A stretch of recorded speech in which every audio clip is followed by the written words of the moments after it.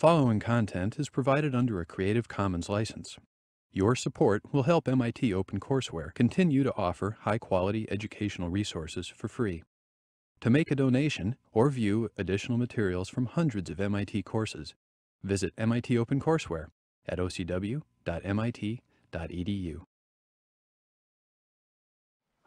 Last time we defined the expected value of a random variable, and we talked about a lot of ways it could be computed. We proved all sorts of equivalent definitions. Today we're going to keep talking about expectation, and we're going to start with an example that talks about the expected number of events that you expect to have occur. And it's a generalization of what we did with Chinese appetizer and hat check from last time. We're going to call this Theorem 1. If you have a probability space, S,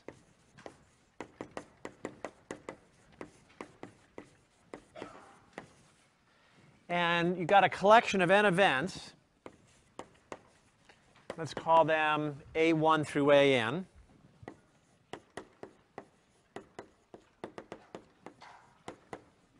And these are just subsets of S. Then the expected number of events to occur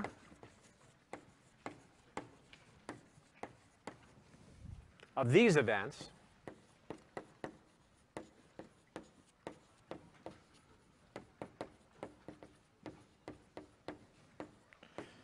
is simply the sum of I equals 1 to n of the probability of the ith event occurring. So you just sum up the probabilities that the events occur, and that tells you the expected number of events that will occur. So a very simple formula. So for example, AI might be the event that the ith man gets the right hat back from last time. Or it could be the event that the ith person gets the right appetizer back at the Chinese restaurant after we spin the wheel in the center.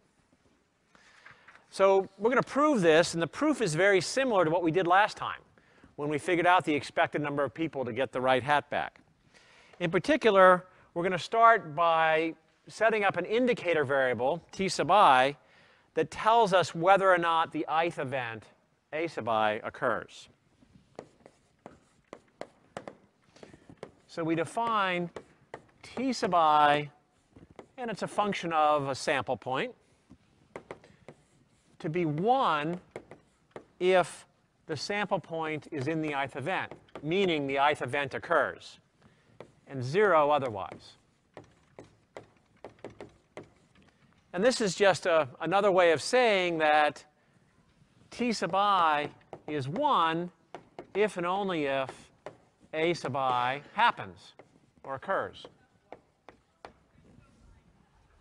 Okay? Now, what we care about is the number of events that occur. And we get that just by summing up the t sub I. So we'll let t be t1 plus t2 plus tn. All right, and that'll count, because we'll get a 1 every time an event occurs. By adding those up, we'll get the number of events that occur. All right, now we care about the expected value of t, the expected number of events to occur. And I claim that's just the sum I equals 1 to n of the expected value of ti. Why is that true? Why is the expected value the sum of the expected value of t the sum of the expected values of the t sub I? Linearity of expectation. Now, did we need the t sub i's to be independent events for that? No. OK, very good. Now, the expected value of ti is really easy to evaluate. It's just a 0, 1 variable, so it's just the probability that ti is 1. Because it's 1 times this plus 0 times the probability at 0, and that cancels out. And the event that ti equals 1 is just the situation where the ith event occurs.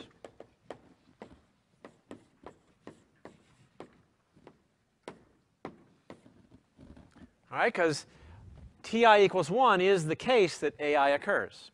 That's what it is. All right, so we've shown that the expected number of events to occur is simply the sum of the probabilities that the events occur. So very simple formula, very handy. And you don't need independence for that. Any questions about that? All right, we're going to use that theorem a lot today. As a simple example, suppose we flip n fair coins. And we let AI be the event that the ith coin is heads. And suppose we want to know the expected number of heads in the n flips. Well, we can use this theorem. All right, the expected number of heads is just going to be the sum of the probabilities that each coin is a heads. So let's do that. T is the number of heads. We want to know the expected value of t. And from theorem 1, that's just probability the first coin is heads plus the probability the second coin is heads. And the same out to the probability the nth coin is heads. What's the probability the first coin is heads? And half. Probability the second coin is heads is a half.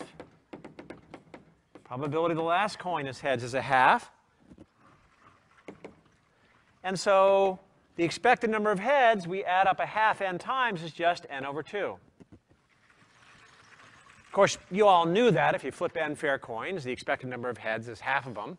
But that's a very simple way to prove it. Did we need the coin tosses to be mutually independent to conclude that? No. I could have glued them together in some weird way. In fact, I could have glued some face up and some face down and done weird things, and you still expect n over 2 heads, even if they're glued together in strange ways. Because I don't need independence for linearity of expectation to prove this. OK, now that's the easy way to prove, to evaluate the expected number of heads. There is a hard way to do it. And let me set that up. We could start from the definition, a different definition, namely that the expected value of t is the sum from I equals 0 to n, I times the probability that you have I heads. This would be a natural way to compute the expected number of heads. You add up the case where there's 0 heads times the probability of 0, 1 times the probability of 1 head, 2 times the probability of 2 heads, and so forth. That's one of the first definitions of expectation. All right, so let's keep trying to do this. What is the probability of getting I heads? And now I'm going to have to assume mutual independence, actually. Now I'm going to need mutual independence. So already this method isn't as good, because I had to make that assumption to answer this question. If you don't make that assumption, you can't answer that question. What's the probability of getting I heads out of n? Yeah? Half to the nth power. Yep. Times n choose I. Yes, because if you look at the sample space, there are 2 to the n sample points, all equally likely. They're all probability 2 to the minus n. And there's n choose I of them that have I heads. And now you'd have to evaluate that sum, which is sort of a pain. You know, that one won't come to mind readily. So you might say, oh, I reached sort of a dead end here. But in fact, the answer was easy to get using this method. In fact, we've actually proved an identity here. Because we know the answer is n over 2, we've just proved that this messy thing is n over 2. All right, in fact, we can multiply by 2 to the n here. We have proved, using probability theory and theorem 1 over there, that the sum of I, n choose I, equals n 2 to the n minus 1. Right, just multiply by 2 to the n on each side. So we've given a probability-based proof of this identity, which is sort of hard to do otherwise. Can be harder to do. Any questions about that? So again, if it comes time for a homework problem or a test problem, if it naturally divides up in this way, where you can take a random variable when you've got a computer's expectation and make it a sum of indicator variables, if that is a natural thing to do it that way, because it's so much easier than trying to go from the definition, because you might encounter nasty things like that you got to evaluate. OK. So in this case, we flipped n coins. We expect n over 2 heads. In the hat check, in Chinese appetizer problems, we had n hats or n appetizers. We expected to get 1 back to the right person, so a smaller expected value. For some problems, the expected value is even less. The expected number of events to occur is less than 1. In fact, it might be much less than 1. Now, in those cases, it turns out that the expected value is an upper bound on the probability that any event, or that one or more events occur. And we're going to state this as theorem 2.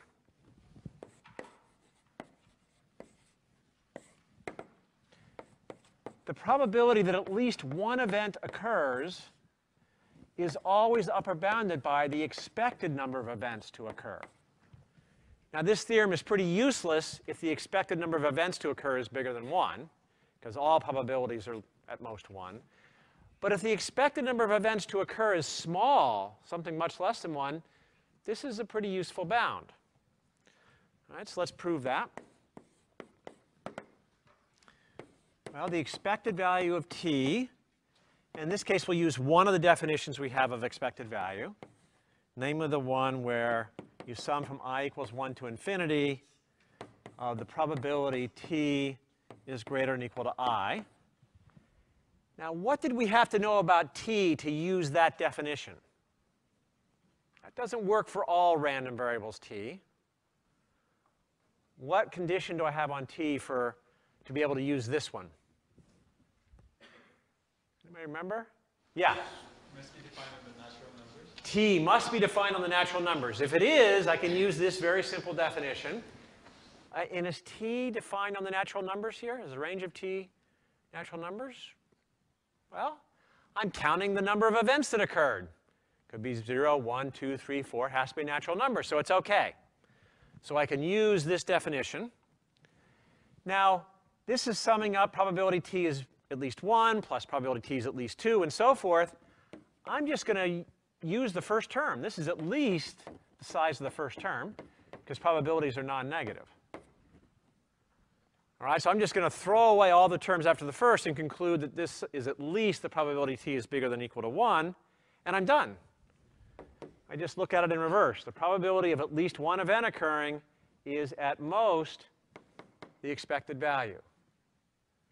Very simple. In fact, there's a very quick corollary here. The probability at least one event occurs is at most the sum of the probabilities of the events.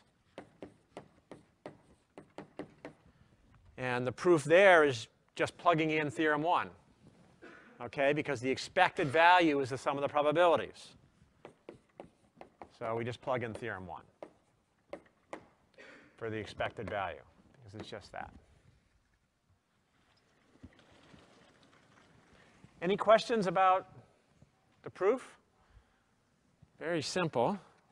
Now, this theorem is very useful in situations where you're trying to upper bound the probability of some kind of disaster or something bad happening.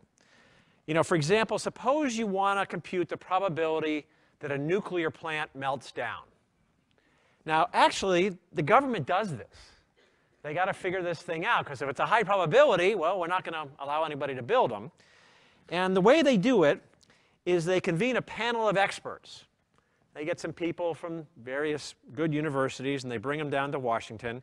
And they have them figure out every way they can think of that a meltdown could occur, every possible event that would lead to a meltdown.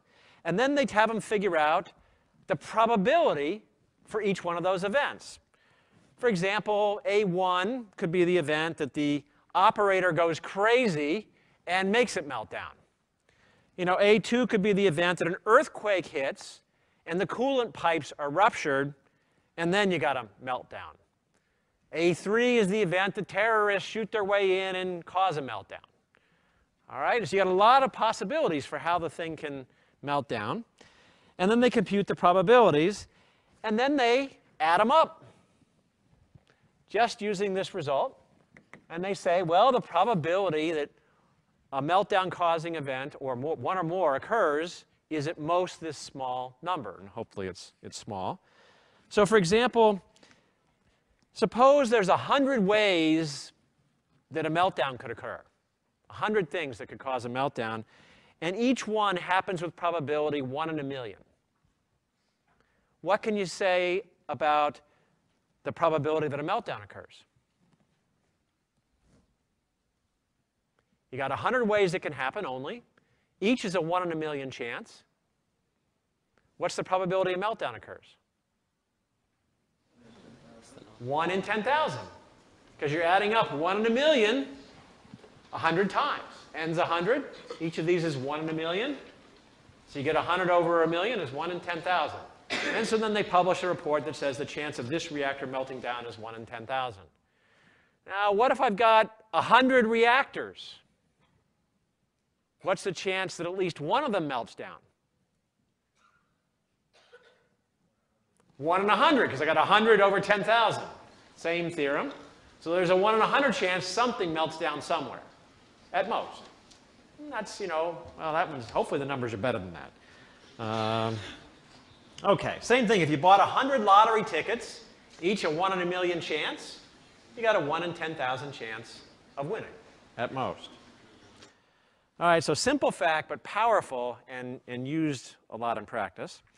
And this is sort of the good case when, you know, the expected number of events that are bad to happen is small, like a lot less than 1. But what if the expected number of events to happen is big? Say it's 10. All right, say this government panel gets together and they add up all the probabilities and it comes out to be 10. Well, doesn't sound so good, you know, if that's the case, but is it necessarily bad? Does it necessarily mean that you're going to have a meltdown? So for example, let's say there's 1,000 ways you could melt down. And let's say that the probability of each one is 1 in 100. So the expected number of things that could happen to cause a meltdown is 10.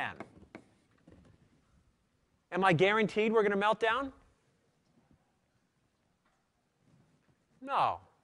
Can anybody think of a way where it's unlikely we're going to melt down, but respect these values here?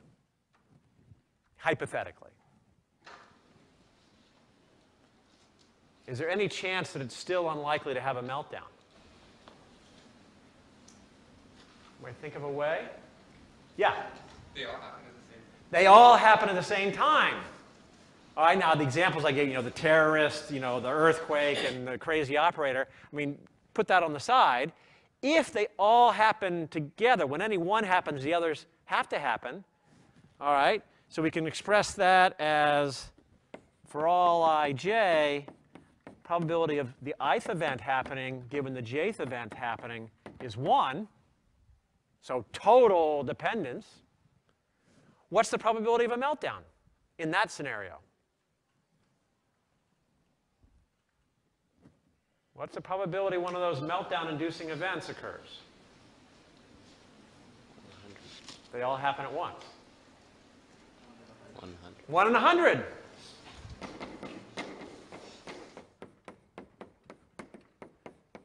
Because it's the same as the probability of the first event happening, which by definition was 1 in 100.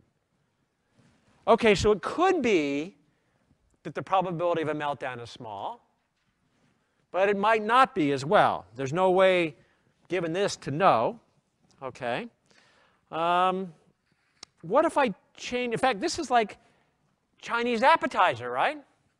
If one person gets their appetizer back, everybody does.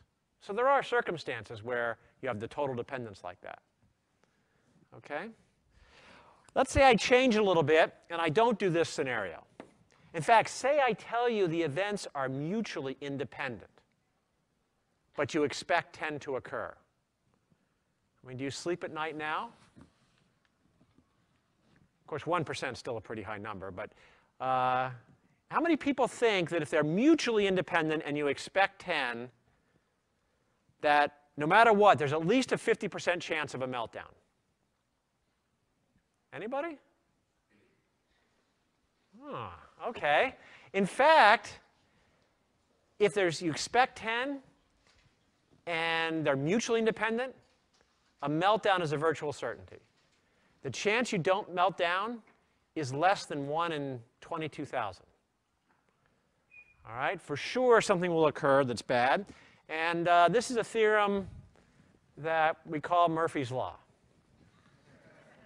And Murphy's Law, probably you've all heard of it. It says, it's a famous saying, if something can go wrong, it will go wrong. All right? And we're going to see why that's true, at least in our circumstances here.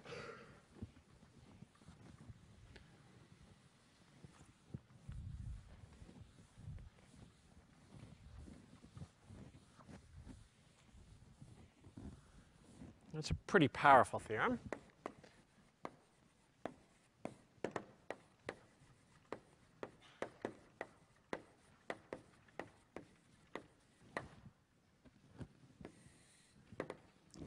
If you have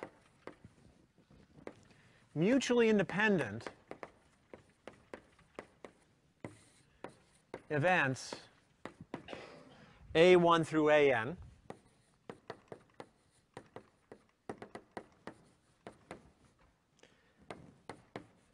then the probability that none of them occur, t equals 0, is upper bounded by e to the minus expected number of events to occur.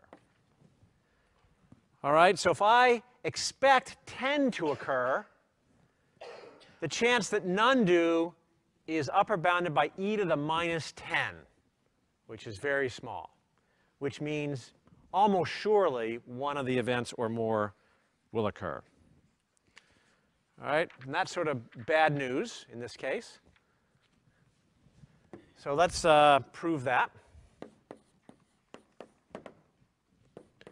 Well, the probability that t equals 0 is the same as the probability that A1 does not occur, and A2 does not occur, and all the way to AN does not occur. And I claim this is the probability, the product of the probabilities they don't occur. So I'm taking the product, I equals 1 to n, of the probability that AI does not occur. Now, why can I make that step? Yeah, independence, right? This is the product rule for independent events. All right?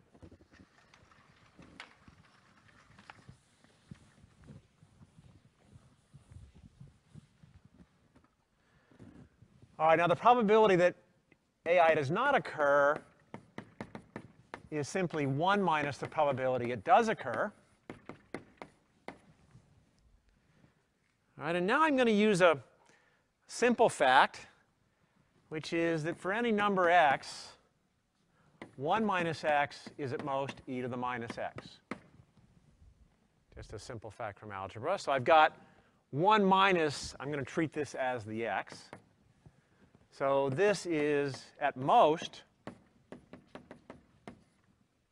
e to the minus probability of AI, using that fact. And now I'll take the product and put it to a sum in the exponent.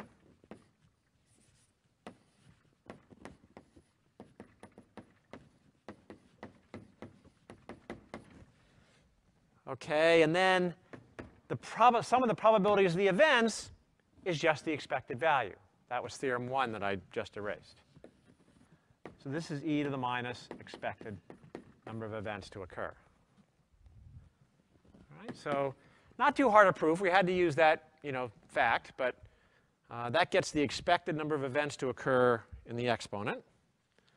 So a simple corollary is the case when we expect 10 events to occur.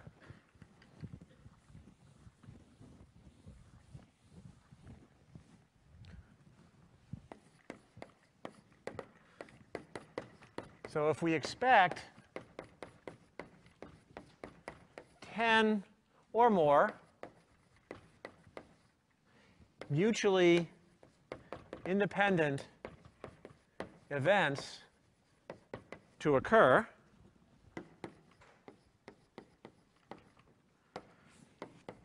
the probability that no event occurs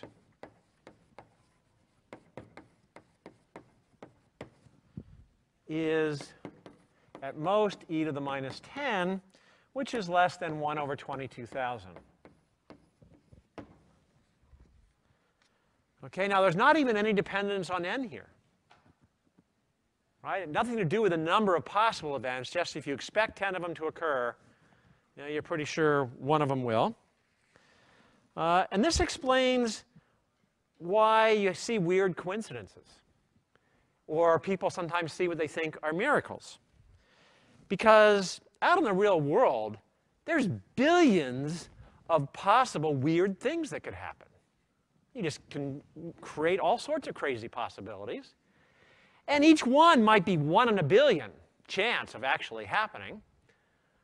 But you got billions that could have. And if they're all mutually independent, because you made up all these different things, then you expect some of them to happen.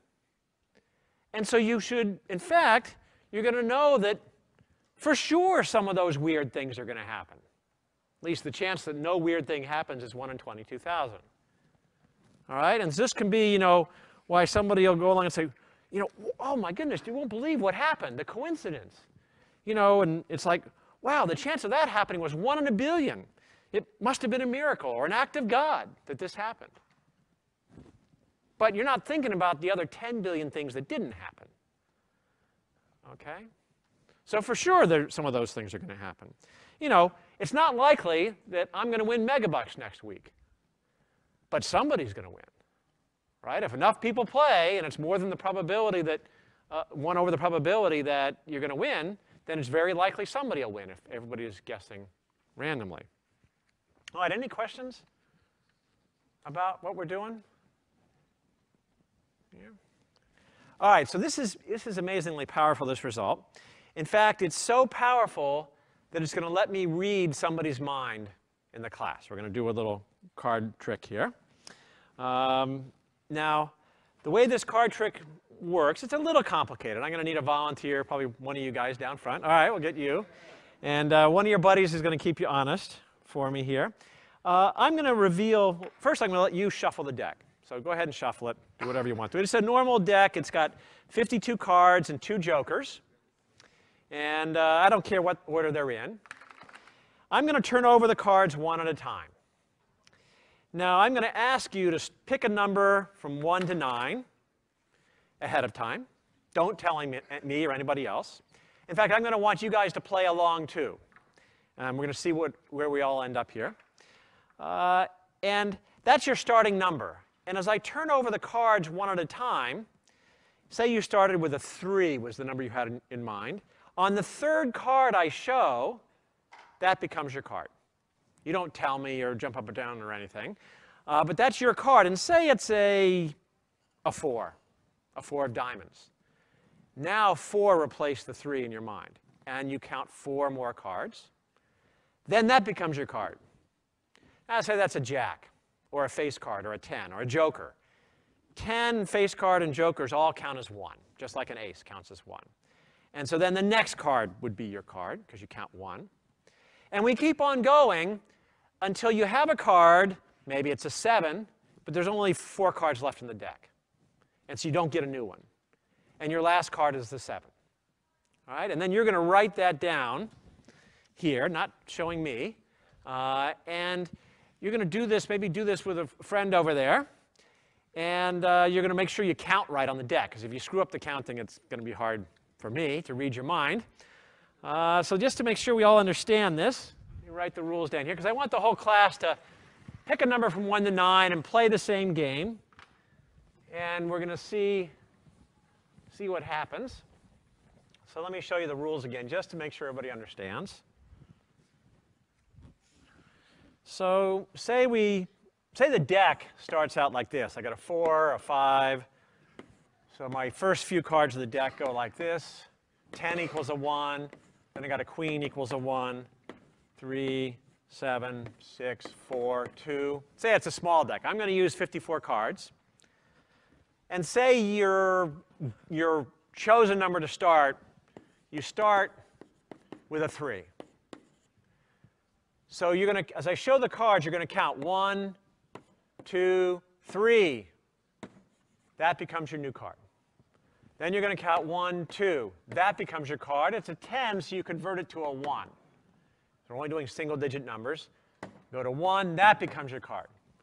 Queen converts to a 1. You go 1, that becomes your card. 3, 1, 2, 3. That becomes your card. And you can't get 4. So you remember the final card. All right, does everybody understand what you're supposed to do? Because we're going to do 54 cards of this. All right, maybe we get the TAs to play along here. And as you do it, maybe you want to talk to your buddy, make sure you got it worked out there. All right, so let me, and if I can read your mind, maybe we'll have a gift certificate or something. All right, so you shuffled the deck? Got it good? All righty, so I'm going to start revealing the cards one at a time, so you guys play along, quietly in your mind. And see if we can concentrate long enough.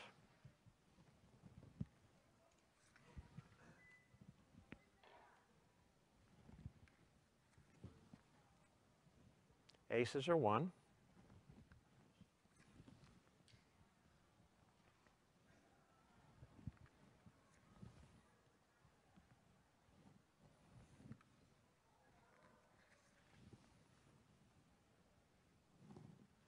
Jacks are 1.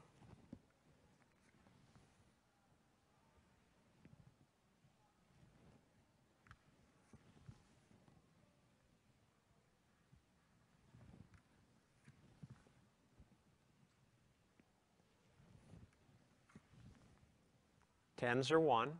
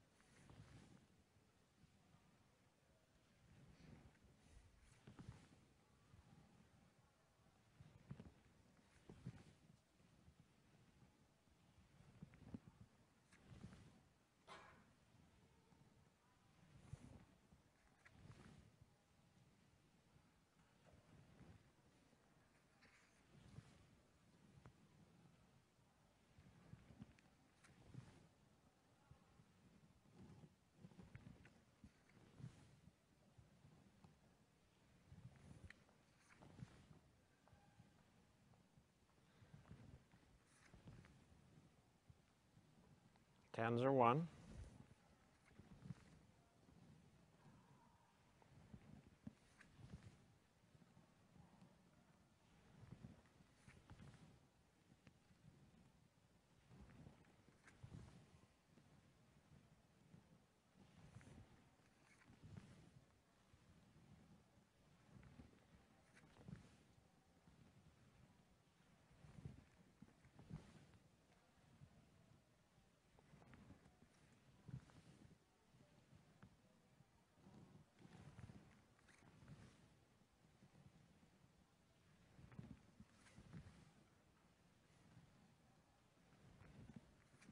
Halfway done.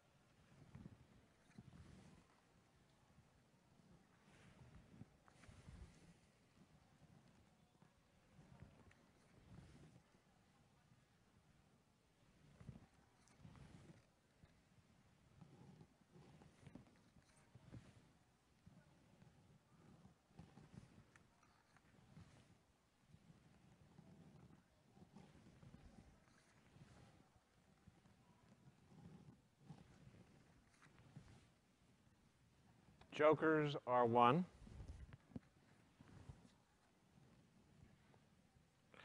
Okay, that's the last card. So remember the last one that was yours. You better go check with your buddy to make sure you guys agree on the counting there. And then write it down. Don't tell me, because I'm going to read your mind. I'm going to tell you.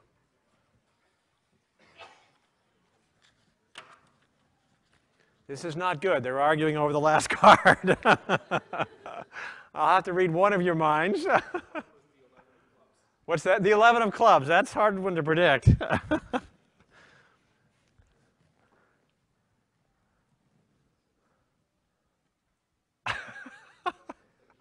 All right, make your best guess and write it down. Don't tell me, write it down. You got 2, well, write them both. I'll predict one of them.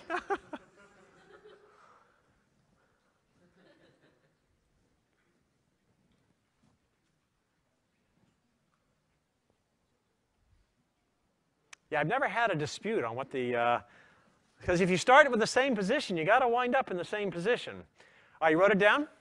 All right, now think about your number really hard. We'll take yours. I'll trust you there. Think about it really hard, because I need the brain waves to come over and, read the mind here. All right. Well, yeah. Boy, I'm getting a really strong signal on the last card. Maybe, I don't know, maybe it's really powerful. I'm going to say it's the Queen of Hearts. Is that right? Both were the Queen of, oh, you were trying to screw me up, mess with me. So you both got the Queen of Hearts. Oh, you did. So how many people got the Queen of Hearts? Oh, wow. How many people did not get the Queen of Hearts? Somebody, okay. Now, there's a chance you did it legitimately, but usually with the deck, we're all going to get the same last card. Now, in this case, it happened to be the very last card. That is typically not the case. So, very good. So I read your mind, so you guys get the gift certificates here. Very good. One for you and your sponsor there. All right, so it's clear how I read his mind, right? Because I got the same number everybody did. And somehow it doesn't matter where we started, we all had the same card at the end. How is that possible? There's 9 different starting points. Why don't we wind up at 9 different places? And why isn't there a 1 in 9 chance that I guess his card? Why do we all wind up in the same place? Any thoughts? Yeah? The same card after that, you use the same card. That's right. If ever we had the same card, then we're going to track forever and finish on the same card. But why should we ever get the same card? I mean, what are the chances of that we land on the same card? Why don't we just keep missing each other? It's a 1 in 9 chance or something. I don't know. Why don't we keep missing? It seems like there are enough low cards that you just move slowly along, and eventually you're going to intersect. Yeah, I did make a lot of 1s in the deck. If I'd have made all these face cards be 10s, the chances of my reading your mind go down. Why do they go down? What does it have to do? Why did I put a lot of 1s in the deck? It goes on longer. What's that? The game goes on longer.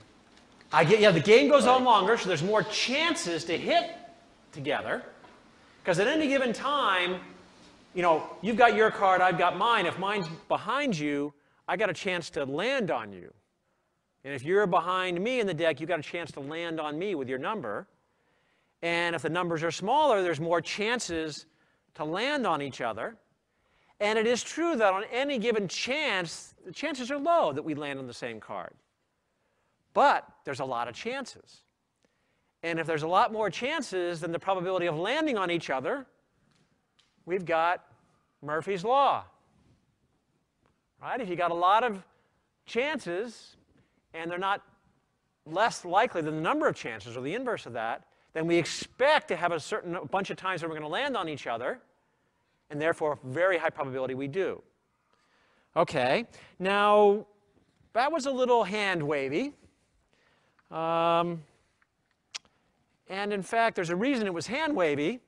Why doesn't Murphy's Law really apply in this case, really mathematically apply? Yeah? They're not mutually independent. Once you draw one card, it's not coming back. That's correct. And it means that the knowledge that we haven't collided yet tells me something about the cards we've seen. Not a lot, but something maybe. And it's a finite deck, which tells me something about the cards that are coming, and it might influence the probability that we land together, the next person who's jumping on the deck. And so the events of, like for example, in this case, we'd let AI be the event of a collision on the ith jump. And there's about 20 jumps in this game, 10 for each of us, expected. So AI is the event that we collide on the ith jump. These events are not necessarily mutually independent. Now, if I had an infinite deck, or a deck with replacement, so every card is equally likely to come next no matter what's come in the past, now you can start getting some mutual independence here. And then you can start really applying the theorem. All right, now in this case, you don't expect 10 things to happen. You expect a few. But that's good enough that, in fact, so we did a computer simulation once, and I got about a 90% chance that we'll all be on the same card.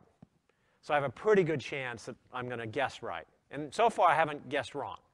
But it will happen someday that we'll start with a different first number, and we will miss at the end, because there'll be 2 possible outcomes, just the way it works out with 52 cards. Now, of course, if we have more cards, or I made more things be 1s instead of 9s, say, my odds go up, because the number of events I've got, the number of chances to collide, increases. And the chance of hitting when I jump also increases. Any questions on that game? OK, so the point of all this is that if the expected number of events to occur is small, then it's an upper bound on the probability that something happens, whether they're independent or not. If the expected number of events to occur is bigger than 1, large, and if the events are mutually independent, then you can be sure one of those events is going to occur. Very, very likely. One of them will occur, and that's Murphy's law. All right, any questions about numbers of events to occur? All right. OK, we'll talk more about the probability and the numbers of events that occur next time. But before we do that, I want to talk about some more useful facts about expectation. Now, we know from linearity of expectation that the expected value of a sum of random variables is the sum of the expected values of the random variables. Now we're going to look at the expected value of a product of random variables. And it turns out there's a very nice rule for that. We theorem 4, and it's the product rule for expectation.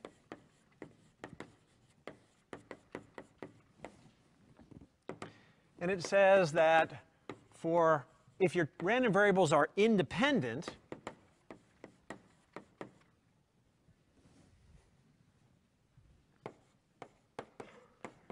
if R1 and R2 are independent, then the expected value of their product, which is also a random variable, is simply the product of the expected values. So it's sort of the equivalent thing to linearity of expectation, except we're doing products, and you need independence. Now, the proof of this is not too hard, and it's in the book, so we're not going to do it in class. But we can give an example. Say we roll 2 6-sided, fair, and independent dice.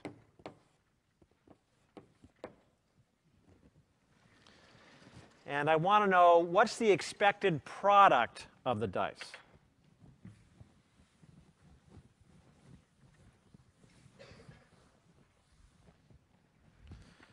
All right, so we're going to let R1 be the value on the first die,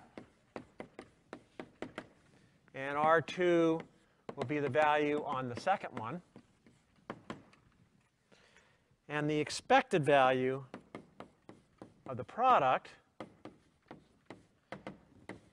is the product of the expectations. And we already know the expected value of a single die is 7/2. So we get 7/2 times 7/2 is 49/4 or 12 1/4. All right, so it's easy to compute the expected product of two dice. Any questions about that? Much easier than looking at all 36 outcomes to use this rule. Now, what if the dice were rigged, glued together somehow, so they always came up the same? Would the expected product be 12 1/4 then? No? Why not?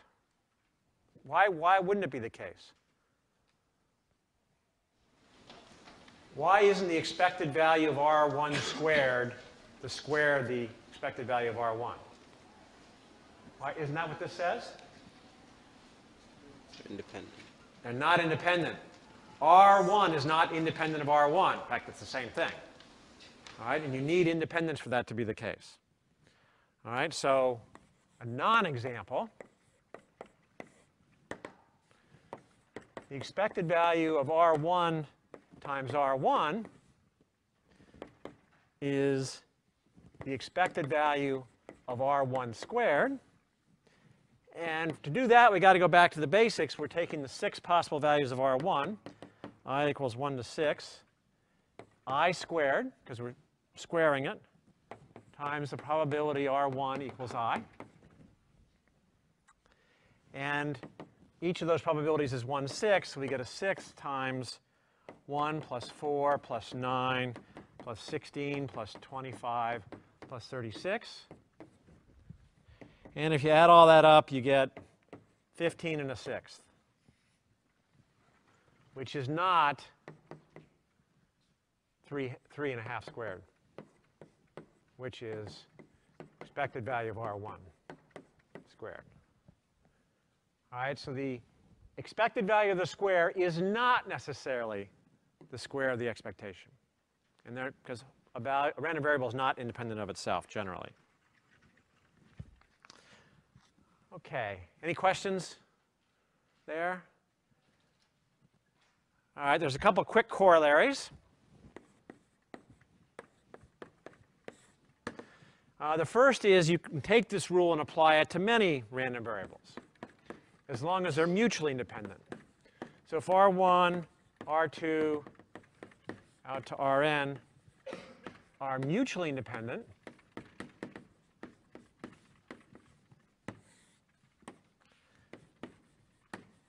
then the expected value of their product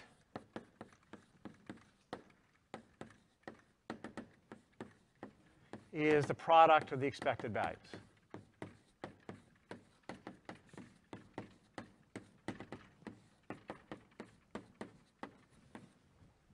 And the proof is just by induction on the number of random variables. So that's pretty easy. There's another easy corollary. And that says for any constants, constant values, A and B, and any random variable R, the expected value of A times R plus B is simply A times the expected value of R plus B. And the reason that's true, well, the sum works because of linearity of expectation for the sum. You can think of B as a random variable that just always has the value B. And the A comes out in front because you could think of it as a random variable that always has the value A, and that's independent of any other random variable because it never changes. So by the product rule, the A can come out. Now you got to prove all that, but it's not too hard and not especially interesting, so we won't do that here. Okay, any questions about those? All right. Okay, so we got a rule for computing the sum of random variables, a rule for the product of random variables. What about a rule for the ratio of random variables? Let's look at that. Okay, so is this a corollary? In fact, let's take the inverse of random variable. Is the expected value of 1 over r equal to 1 over the expected value of r for any random variable r? Some folks saying yes, some saying no. What do you think? Is that true? Got some, well, I got a mix. Yes. How many say yes? How many say no? Oh, more no's. All right, somebody tell me why that's not true. Give me, who'd like to give me an example? What's an example there? It'll be very convincing. Yeah? I mean, I don't think it's one that would be immediately obvious, but I think if r is the result of the roll of a die, I don't think it works out. So it's 50 chance of, oh, I see. So I take the average of 1 over I. That's sort of hard to compute. I got to do the sixth harmonic number and then invert it. There's an easier way to show that this is false. Yeah? Yeah, if the expected value equals 0, right, which could happen if r is +1 or -1 equally likely. All right, so here's an example here. So r equals 1 with probability 1/2, and -1 with probability 1/2. So the expected value of r is 0. So that blows up. That's infinity. What's the expected value of 1 over r? Well, 1 over 1 and 1 over -1, it's the same, equals 0. And this would say, 0 equals 1 over 0. That's not true. So this is false. It is not true for every random variable. All right.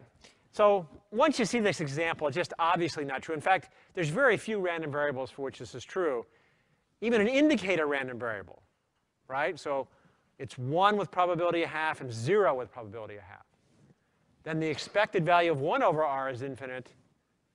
1 over the expected value of r is 2. All right? Or so, yeah, it's 2. So it's clearly not true. All right, let's do another one.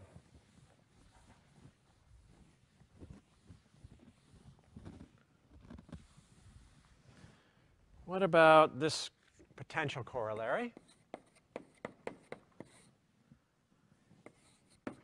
Given independent random variables, r and t, if the expected value of r over t is bigger than 1, then the expected value of r is bigger than the expected value of t. And let me even give you a potential proof of this. See if you like this proof. Well, let's assume the expected value of r over t is bigger than 1. And let's multiply both sides by the expected value of t.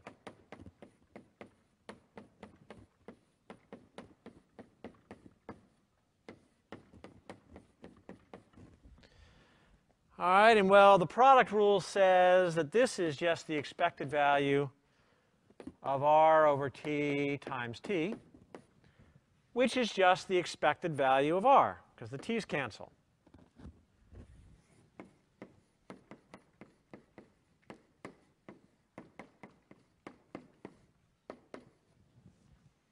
All right, so I gave you a proof. Anybody have any quibbles with this proof?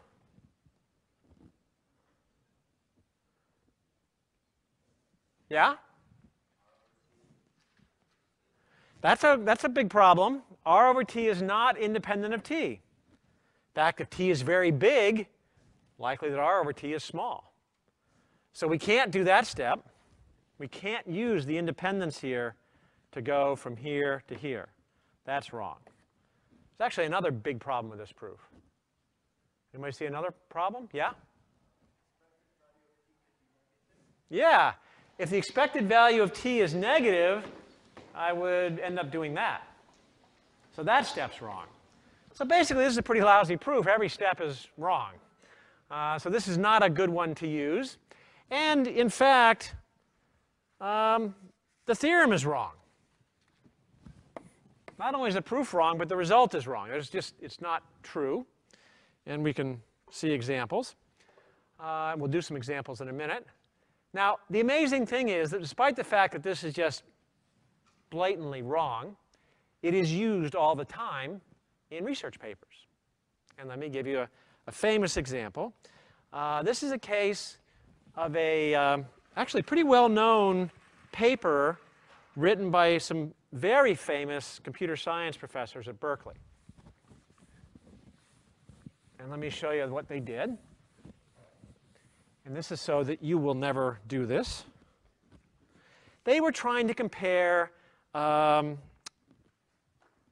two instruction sets way back in the day. And they were comparing the RISC architecture to something called the Z8002.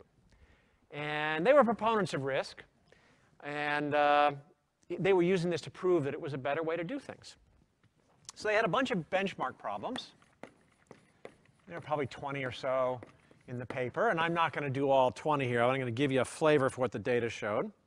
And then they looked at the code size for RISC and the other guy, Z8002. And then they took the ratio. All right. So the first problem was called E-string search, whatever that is, but it was some benchmark problem out there at the time. And the code length on RISC was 150. Say, I've changed these numbers a little bit to make them simpler. Code length here on the Z8002 is 120. The ratio is 0.8. So for this problem, you're trying to get low short code, so this was a better way to go to support that. And they had something called F-bit test. And here you have 120 lines. Here's 180. So in this case, RISC is better. So the ratio of that way to this way would be 1.5. And they had computing an Ackermann function. And that was 150 and 300. So a big win for RISC, ratio of 2. And then they had something called recursive sorting problem. This is a hard problem. There's 2,800 lines on RISC, 1,400 on the old way, ratio of 0.5, 0.5. And there was a bunch more, which I'm not going to go through. But their analysis, what they did is they took the ratio, and then they averaged it. And so when you do this, you get an average of, well, 2.3, 4.3, 4.8 over 4 is 1.2. So the conclusion is that on average, code in this framework is 20% longer than the code on RISC. Therefore, clearly, RISC is a better way to go. Your code, on average, will be shorter. Using the Z8002, on average, the code will be 20% longer. Makes perfect sense, right? In fact, this is one of the most common things that it's done when people are comparing two systems. Now, just one problem with this approach, and that's that it's completely bogus. Completely bogus. You cannot conclude make this conclusion. So their conclusion, they concluded that Z8002 programs are 20% longer on average. Okay? Everybody understands the reasoning why, right? Take the ratio of all the test cases, average them up, and you get the average ratio. All right? Now, there could be some hint why this is bogus. I mean, if I just looked at, if I took and summed these numbers, if I add all those numbers up, I get 3220, and all these, I get 2000. Well, risk code is not looking shorter if I do that. Looking longer. But, you know, all that gain, all the loss for risk is in this one problem, and maybe it's not fair to do that. And that's why when people have data like this, they just take the ratios, because now it would be, you know, if I just took the average code length and took the ratio of that, it's not fair, because one problem just wiped out the whole thing. Right? I might as well not even do it. And they want every problem to count equally. And that's why they take the ratio, to make them all count equally. But let's do one more thing here. Let's look at what happens if we take the ratio of risk to the Z 8002. Let me make some room for that. So this column was Z 8002 over risk. What if I just did this, risk over the Z 8002? I mean, the answer should come out to 1 over 1.2, right? That's what we expect, because I'm just turning it upside down. Well, I get 1.25 here. These are just being inverted. Here I got 2/3, 0.67. Here I get a half. Here I get 2. All right, let's add those up. I get 1.92, 2.42, 4.42. Divide by 4, wow, I get 1.1 something. Which says, well, that on average risk is 10% longer than the other one. So same analysis says that risk programs are 10% longer on average. Now, the beauty of this method is that you can make any conclusion you want seem reasonable, typically. You could have the exact same data, and if you want risk to look better, you do it this way. If you want risk to look worse, you do it that way. You see? Is that possible? Is it possible for one to be 20% longer than the other on average, but the other to be 10% longer on average? How many people think that's possible? Well, you had some weird things happen in this class. But that's not possible. All right, that can't happen. These conclusions are both bogus. All right? Now, I am not teaching you this so that later when you're doing your PhD thesis and it's down to the wire and you need a conclusion to be proved, good news, you can prove it. All right? No matter what your conclusion is, you can prove it. All right, that's not why we're doing this. We're doing this so you can spot the flaw in this whole setup, and that you'll never do this, and you'll see it when other people do, because people do it all the time. All right?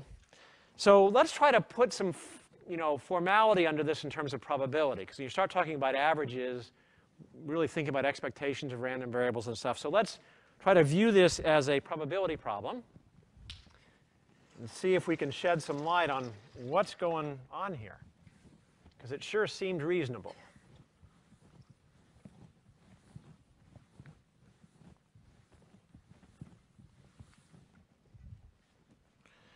All right, so let's let x be the benchmark. And maybe that'll be something in the sample space, an outcome in the sample space. Let's let Rx be the code length for risk on X, and Zx be the code length for the other processor on X.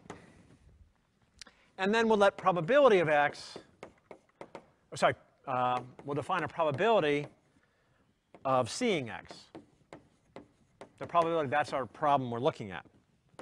And typically, you might assume that it's uniform.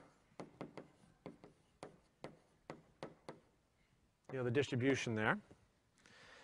We need this to be able to define an expected value for R and for Z.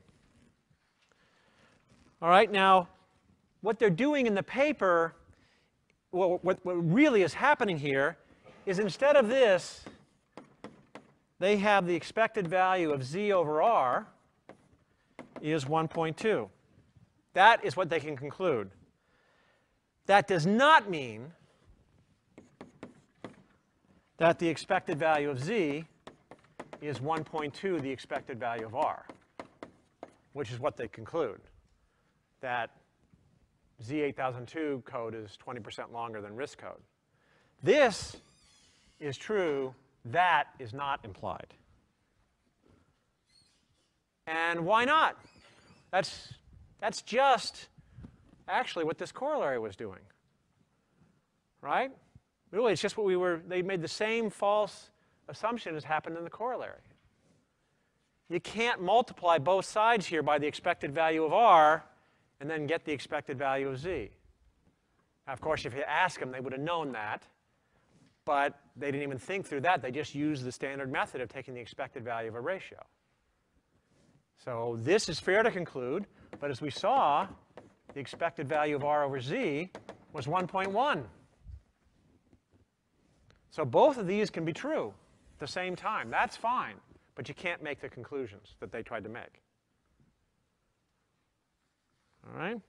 And here's another in fact, in this case, if we had a uniform distribution, the expected value of R is like 805 for uniform.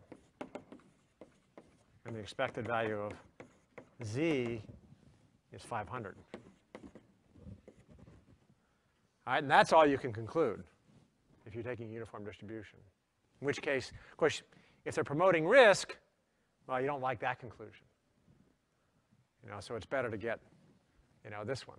Not that I don't think it was intentional, of course, but it's nice that it came out that way. All right, here's another example that really makes it painfully clear why you never want to do this.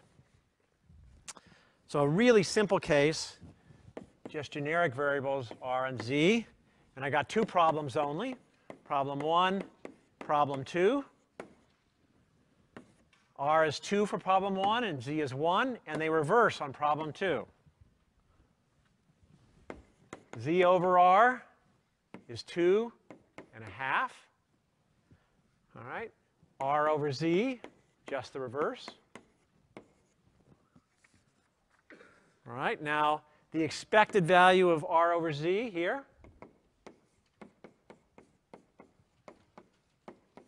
is 2 plus 1/2 divided by 2 is 1 1/4. And what's the expected value of Z over R? The average of these is 1 1/4. What's the average of these? Same thing, 1 1/4. So never, ever take averages of ratios without really knowing what you're doing. OK? Any questions? Yeah. What would be like the word explanation of expected value of Z over R? Like, what is that? That is the average of the ratio. It is not the ratio of the average. They are very different things. And you can see how you get caught up into that because you got linear rate of expectation, you got the product rule for expectation. You do not have a rule that says this implies that. Which two? Z over R. Well, in this case, they're 1, but they wouldn't. I don't think that'll be true in general. Does that give you information? They give you information. It may not be the information you want. Like you may want to, it wouldn't imply that, which is what you're after in some sense. But it gives you some information. It's the expected average ratio. The problem is the human brain goes right from there to here. That's just you do. Right? It's hard to help yourself from doing it. And it's not true. That's the problem. In fact, we have a version of this in one of the homework questions, which is true. but it's a special version of it where you can say something positive. Any questions about this? So anybody ever shows you an average of ratios, you want the light to go off and say, danger, danger, you know, think what's happening here, okay? Or if you're ever analyzing data to compare two systems. Okay.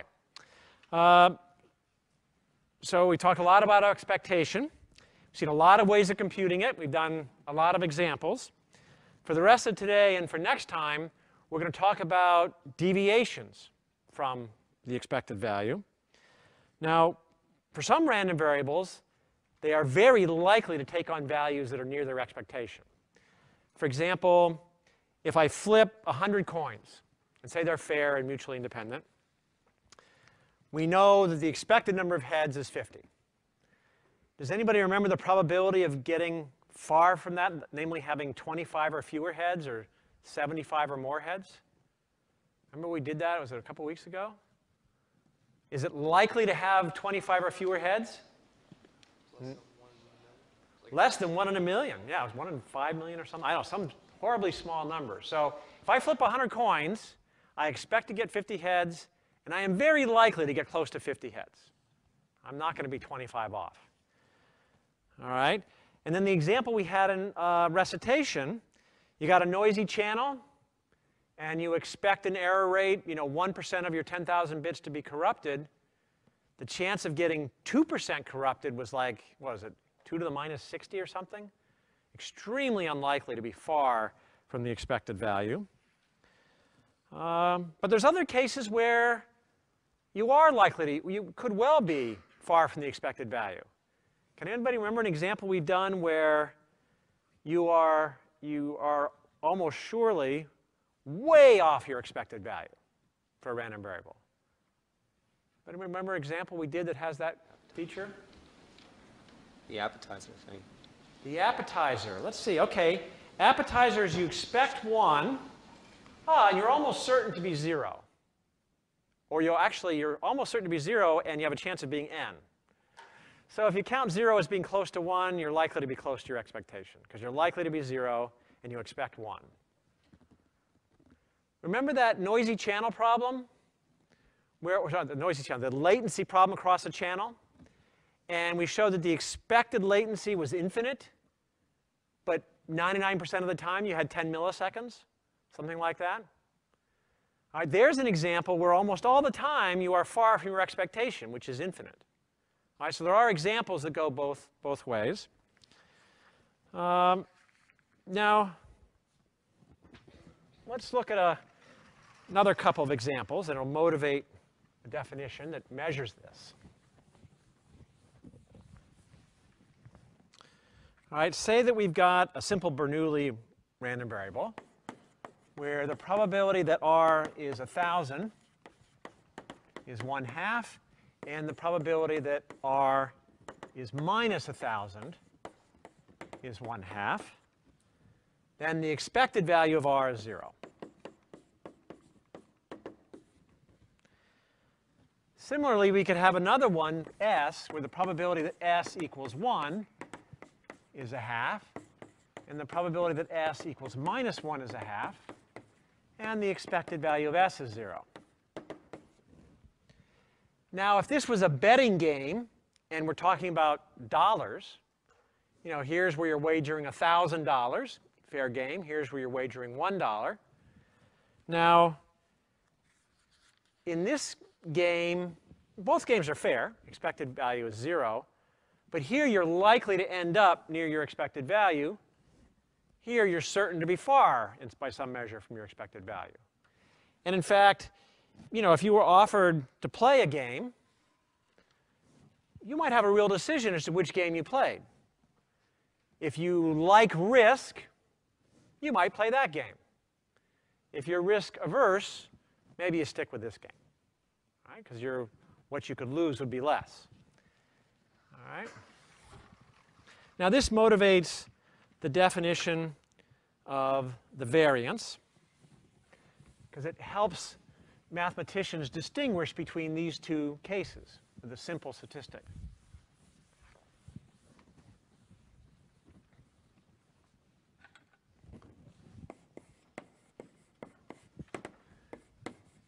the variance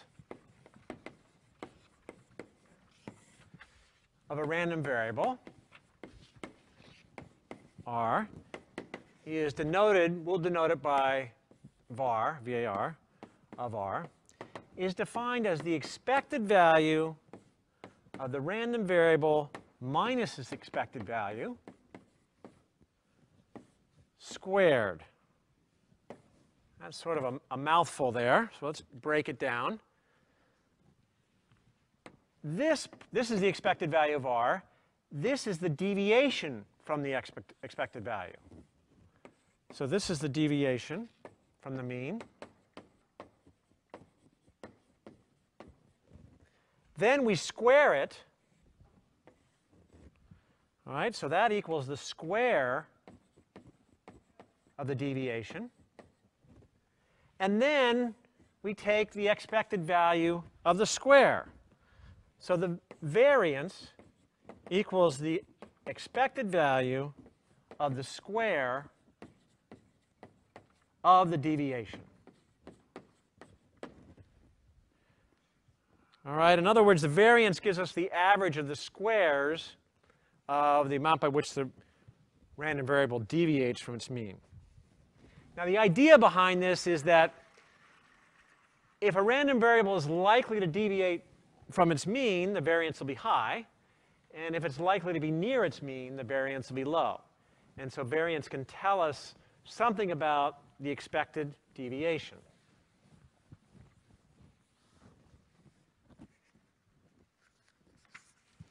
All right, so let's compute the variance for R and S and see what happens. So with R minus the expected value of R, well, that is going to be 1,000, because the expected value is 0, with probability of half, and minus 1,000 with probability of half. Then I square that.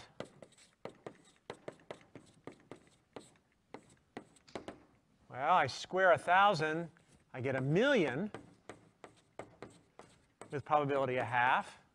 And I square minus 1,000, I get 1,000,000 again with probability of half. And so therefore, the variance of R, well, it's the expected value of this, which is, well, it's always 1,000,000, so it's just 1,000,000. Big. Now, if I were to do this with S minus the expected value of S is 1 with probability of half, minus 1 with probability of half. If I square that,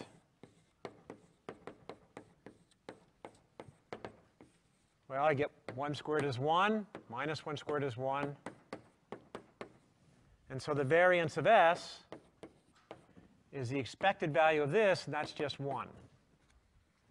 All right, so a big difference in the variance. So the variance being different tells us these random variables are, their distributions are very different, even though their expected values are the same. And the guy with big variance says, hey, we're likely to deviate from the mean here. And so risk-averse people stay away from strategies when they're investing that have high variance.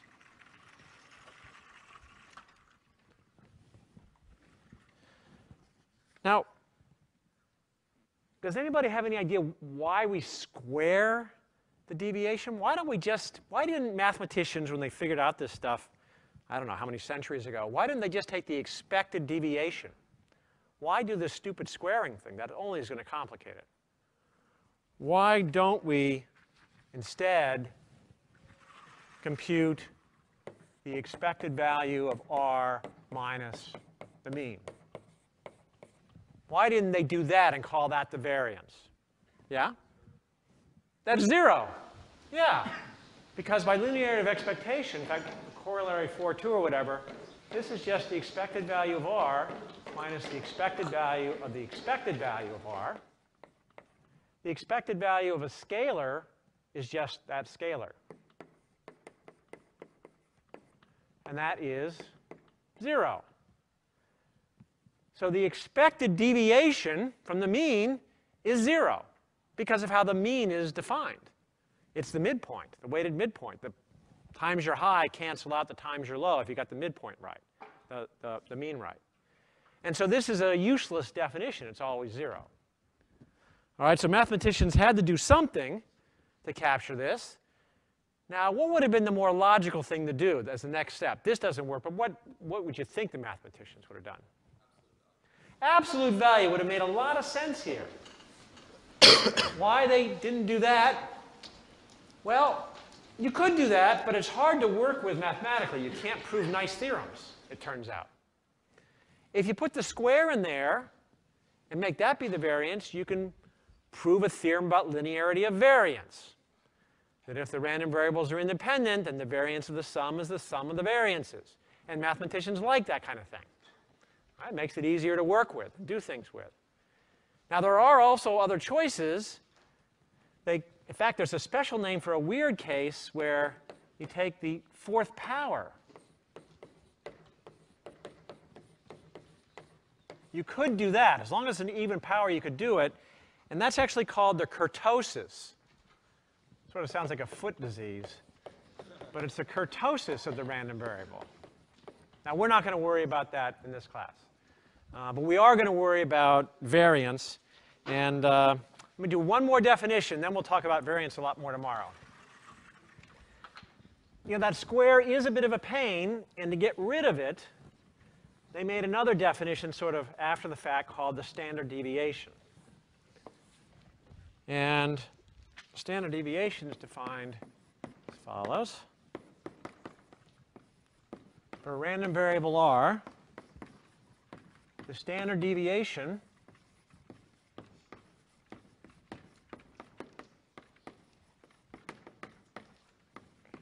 of r is denoted by a sigma of r, and it's just the square root of the variance. Sort of undoing that nasty square root after the fact. So it turns out to be the square root of the expectation of the deviation squared. All right, another name for this you probably have seen. It's the root of the mean of the square of the deviations. And so you get this thing called root mean square, which if any of you have ever done curve fitting or any of those kinds of things in statistics or whatever, this is what you're talking about. And so that's why that expression would have come about. All right, so yeah, so for standard deviation of r, what's the standard deviation of r? 1,000. And in fact, that's pretty close to what you expect the deviation to be. What's the standard deviation of s? 1. Square root of 1 is 1, and that's what you expect its deviation to be. OK, so we'll do more of this tomorrow in recitation.